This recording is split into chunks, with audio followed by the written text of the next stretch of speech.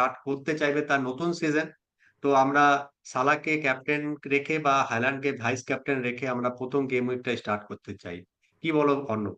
ইসাককে অনেক অনেক অনেক এফপিএল ম্যানেজার্সরা আমাদের রেকমেন্ড করেছে, স্কাউটেও আপনারা দেখবেন যে Isak is also captaincy option এই গেম উইকের জন্য। সাকা তো অবশ্যই একটা ক্যাপ্টেন্সি অপশন, কিন্তু যারা হচ্ছে কান্ডারি প্রিমিয়ার লিগের, যারা মানে নো ডাউট যে দুটো মানুষ যাদেরকে ছাড়া ফ্যান্টাসি প্রিমিয়ার লিগে চিন্তা করা যায় না, হালান্ড আর সালা। হালান্ড মানে অবশ্যই নিজের দিনে 4-5টা গোল করে দিয়ে আমাদেরকে আমাদেরকে কালঘাম ছড়াতে পারে, কারণ চেলসি অ্যাজ এ ডিফেন্স আমার মনে হয় না খুব টাফ একটা fixture. Chelsea away is not a red fixture for me.